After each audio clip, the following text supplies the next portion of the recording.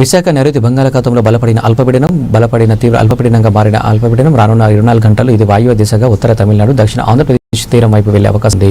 ఆ తర్వాత 24 గంటలు ఆంధ్రప్రదేశ్ తీరం వెంబడి దాదాపు ఉత్తరం దిశగా పయనించే అవకాశం ఉంది అని, దీని ప్రభావం రాబోయే 3 రోజుల పాటు ఉత్తర కోస్తాంధ్ర, దక్షిణ కోస్తాంధ్ర జిల్లాలో భారీ నుండి ఒకటి అతి భారీ వర్షాలు కురిసే అవకాశం ఉందని, తీరం వెంబడి 30 నుండి 5 కిలోమీటర్ల వేగంతో గాలులు వీచే అవకాశం ఉన్నాయన్నారు. 3 రోజుల పాటు మత్స్యకారులు వేటకు వెళ్లరాదని అధికారులు తెలిపారు.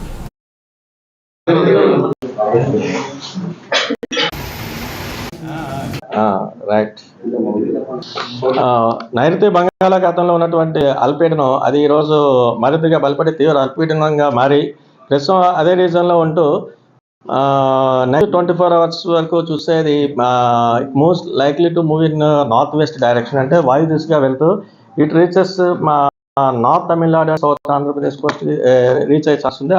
నెక్స్ట్ తదుపరి 24 అవర్స్లో అది నియర్లీ నార్త్ వర్డ్ అంటే north west initially and then move in nearly northward direction, అంటే ఈ డైరెక్షన్లో వెళ్తూ మన ఆంధ్రప్రదేశ్ కోస్ట్కి ఆల్మోస్ట్ ప్యారల్గా వెళ్ళే ఛాన్సెస్ అయితే ఉన్నట్టుగా మనం ఫోర్కాస్ట్ ఇస్తున్నాం. దీన్ని ప్రభావం చేత మనకి నెక్స్ట్ 3 days ఇటు ఉత్తరాంధ్రలో దీని యొక్క యాక్టివిటీ అంటే ప్రభావం ఎక్కువగా ఉండే అవకాశం ఉంది.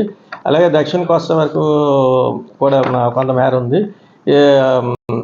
ఈ రోజు చూస్తే మనం నెక్స్ట్ కమింగ్ 24 అవర్స్లో ఉత్తరాంధ్రలో అయితే ఉత్తరాంధ్ర, దక్షిణ కోస్తా 2 చోట్ల కూడా పలు ప్రాంతాల్లో ఒక మోస్తరు వర్షాలు, కొన్ని జిల్లాలకు అయితే 1-2 చోట్ల భారీ వర్ష సూచన కూడా ఇస్తున్నాం ఈ రోజుకి.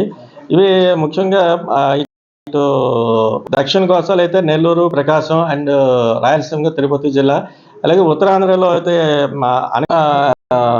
35 to 45 కిలోమీటర్స్ వరకు ఉంటుంది.